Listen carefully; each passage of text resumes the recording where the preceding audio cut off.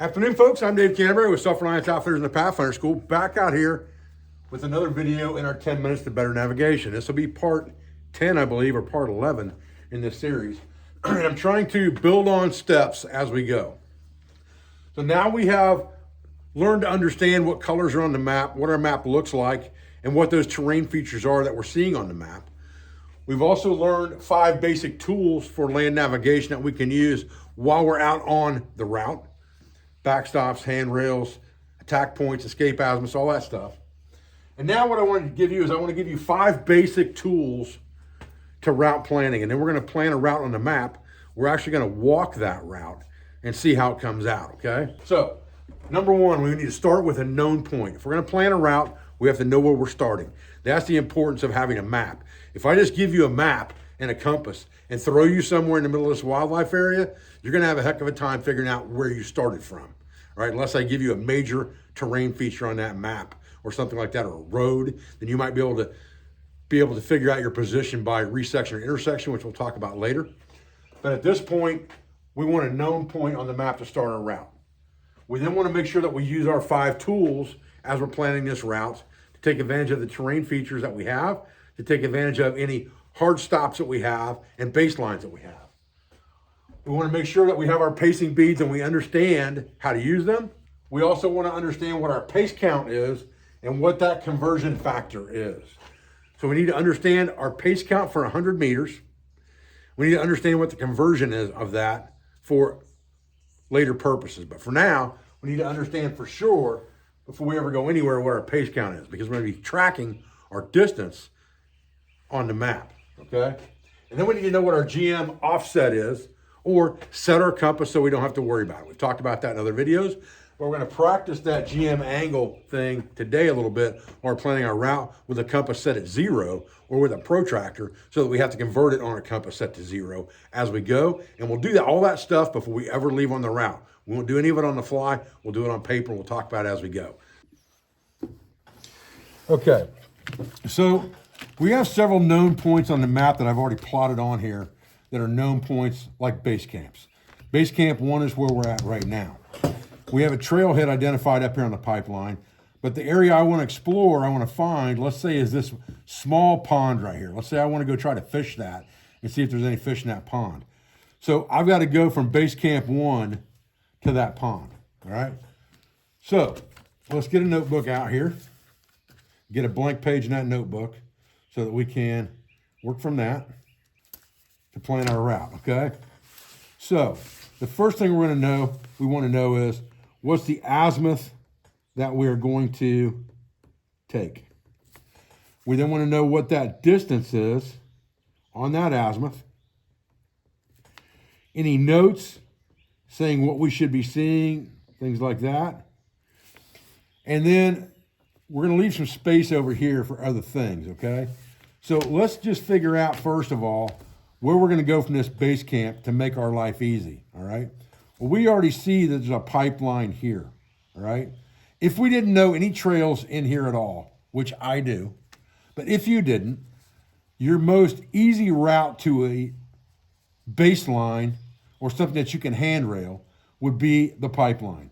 So an azimuth from here to here would be probably the first thing you'd want to take. Now, we also have a known point up here on the pipeline itself. That's a trailhead going off into the woods this way. We haven't mapped yet. We've walked it all the way to here, but we haven't mapped it yet, all right? We've actually walked it past here.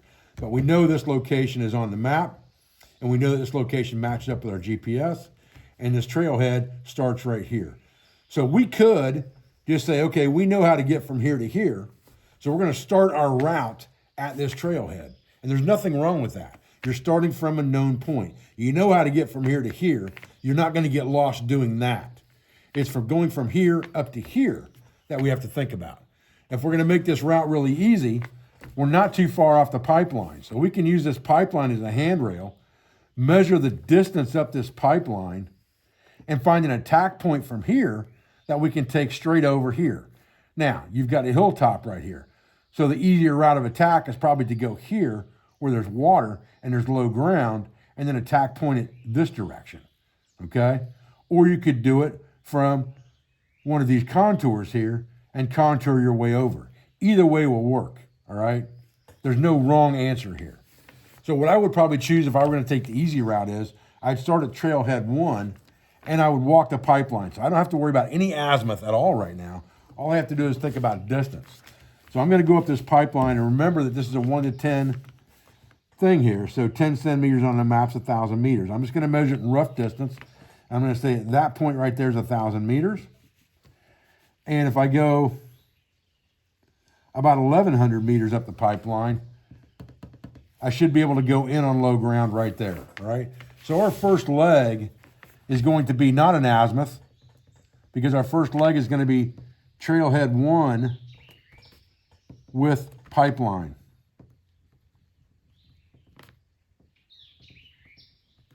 And we're going to go 1,100 meters. So we know on our pace beads, we're going to be dropping until we get to 1,100 meters.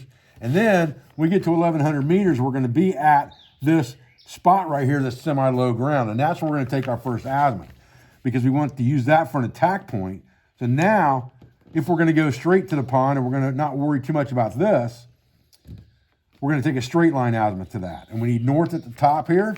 We need to line this up so that we're lined up good on our grid lines. And that's telling us that to that pond is about 112 degree azimuth, all right? So we know that the next azimuth we take is going to be 112 degrees grid azimuth, okay? Remember, we have to make that a magnetic azimuth, okay? So we're going to put another column over here for a magnetic, all right? And we'll put our magnetic azimuth here. So if it's 112, we know that with our declination being 6 degrees of westerly declination, we need to add 6 degrees to this to make it a magnetic azimuth. So that would be 118 degree magnetic azimuth, okay? And then we just need to measure our distance, and it should be about 300 meters-ish, all right? So we'll put 300 meters on here. That is a very simple route to get to that pond. So let's say once we get to this pond, now we want to go somewhere else from there instead of coming back to camp. We want to go from here to something else on the map. Let's say we want to go from here to maybe this area down here where there's supposed to be a trail going through. And we want to see if this waterway leads down to this trail and this creek that flows down in here. So now we've got to figure out an azimuth from here to get to here, down into this waterway to find this trail, right? Which is supposed to be right here. And so to do that, we're going to figure out our azimuth. But before we do that, we want to figure out what our easiest route is going to be. This is high ground, obviously. This is in low ground, right? So if we take this, all of this is going downhill right here. So we could actually just follow this draw right here straight down, okay? It would be very easy to do that. So if we just started at this pond and followed the draw down, the draw should take us right to that trail. Again, fairly easy to figure out without a whole lot of messing around. If we want to take an azimuth to that, we would just put our protractor on the pond itself, figure out where on the trail we wanted to end up. Let's just say it's at, well, if we're going to take the easy route to the trail, it's going to be right here. So that's a 200 degree azimuth, right? But remember, 200 degrees we have to add. So we took a 200 degree azimuth from there.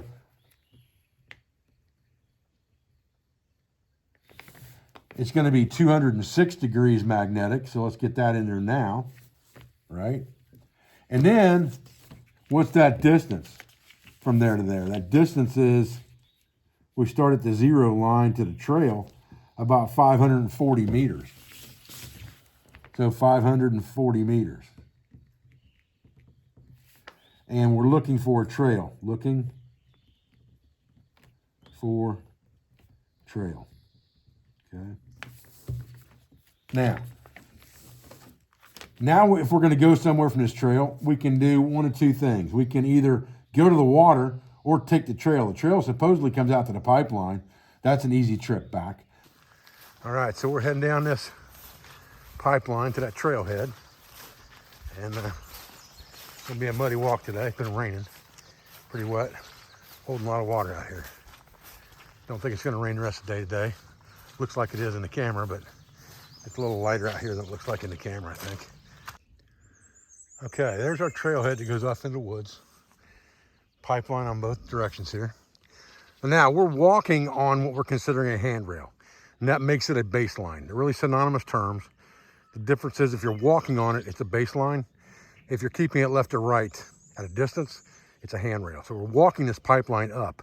But now we need to start counting paces. And going back to our log sheet here that we filled out, just like here, we're gonna walk 1,100 meters on this pipeline before we hit our attack point. So now we start counting paces.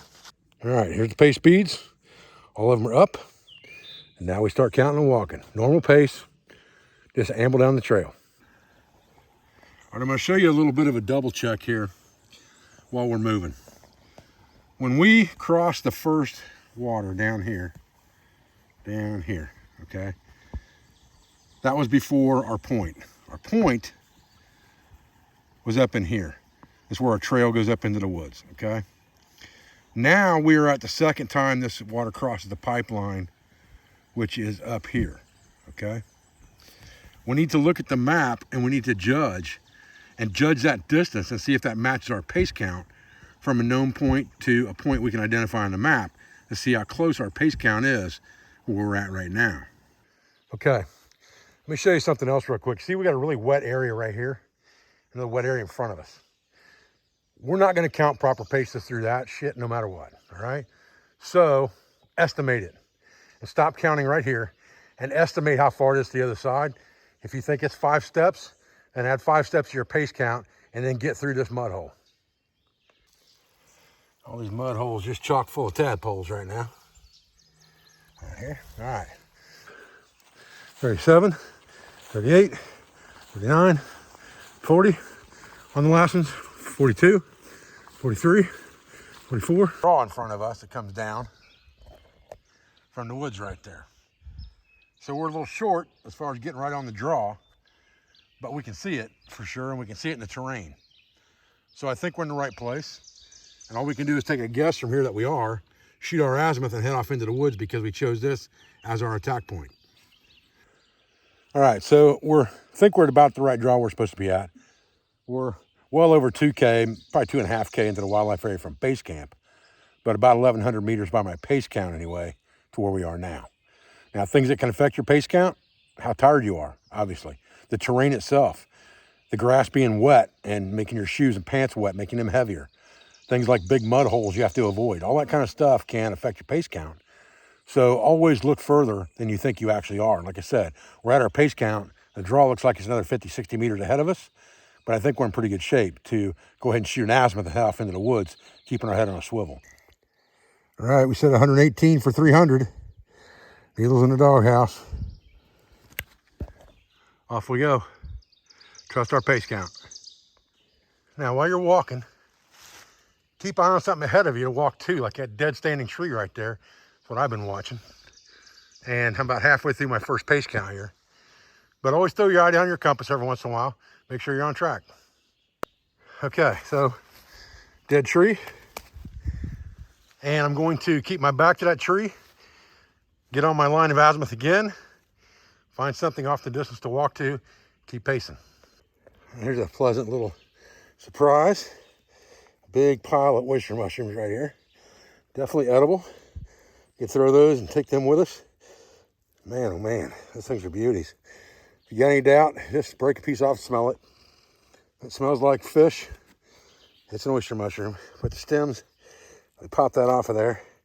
You can see that those gills go all the way down the stem like that. Definitely oysters. I'm gonna take a few of these with us. All right, 25 steps into my final 100 here, and I can already see water in front of me. So we're right on the money. In good shape here. All right, that's the one on our map. Pretty good sized water hole. I don't know if there's any fish in it or not. It's hard to tell from here. Looks pretty weedy. I see some ripples going on, but that could be turtles easy enough, obviously. But usually if there's turtles, there's fish too. If we'd have brought the fishing rod along, we might have tested this water. But this is more of a navigational exercise. Okay, so somewhat orienting this map now. We said we were going to go this direction on a 206 or 212. I'll have to look at my notes again real quick and head down for that creek, which should be straight downhill there pretty much. And we said 540 meters, 206, looking for a trail. We didn't hit the trail, we hit the creek. So we're going to put that in the compass and head out. Okay, we're 2 beads down our count. I'm following this draw. We're right on the first level of elevation, maybe second here. Following this draw straight down, just like we should be. We can keep that on our left side, and it almost becomes a handrail for us that should dump straight out into wherever that trail's at. If not a trail there anymore because it's gone for some reason, it might have been an old logging trail. At least we'll hit that creek and we'll know where we're at. This almost looks like an old logging road right here. Running alongside through here where we're walking right now, kind of on our azimuth. But it definitely hasn't been ran for many, many, many years. I'll tell you what, we hit them just right. These downed aspens out here have got oysters growing all over them out here. And a few more oysters growing right there. And saw a couple on the backside over here too. Yeah. But we're about, look at my pace speeds, 2, 3, 4, coming up on 5 now, so we gotta be coming close. Now this trail we're looking for, or this old roadway, it's probably an old road bed, logging road bed. May not be easy to spot. It could be as simple as something like that between those 2 trees coming through here, but I don't think that's it. I don't think we're far enough yet, so. All right, you can get a pretty clear picture there now that that's an old road bed. And we're gonna follow it back this way.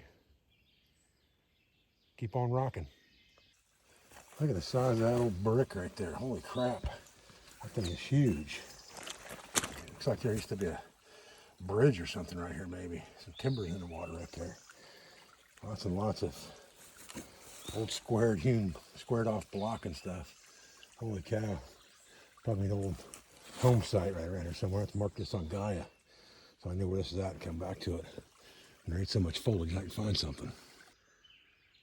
All right, I'm going to say that's our pipeline right on cue. Right there. For sure. Get out there and reconnoiter. Now we get out here to the pipeline. We know we got to turn south or turn left. Get back where we came from. Well, there we go.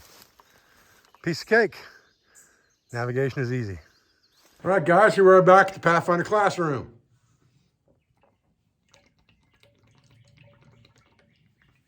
Get a little extra water in me here. Okay, so boots on the ground demonstration of navigation. Soaking wet, that's okay. That's a good thing. Let's kind of recap what we did. We set up a route on the map that we decided we were going to try to follow to an unknown pond. And we used ourselves a handrail / baseline, because we walked it, of the pipeline. So we went from base camp out to the pipeline, went up the pipeline, and we found a known point, which was a trail that goes off into the woods. From that known point, we set up a pace count to an attack point, which is further up the pipeline to our attack point. We plugged in an azimuth. We traveled through the woods until we found our pond. Then we set up another azimuth and pace count and went down till we found a roadbed. And we found that roadbed, we followed that roadbed back out to the pipeline again. So we basically did a box, right? But we kept things in perspective. We knew that if we passed this roadbed, there was going to be a creek right there. We passed that creek going in, so I knew it spilled out to the pipeline. So if we didn't find that road, we were going to find that creek. We knew we had a handrail baseline right there. When we went in here, we knew that there was a couple hilltops over here in the saddle. And so we didn't want to go through there and see this, or we went too far. Once we went down this way, we had all these contour lines going downhill to this. We just kind of followed that, keeping that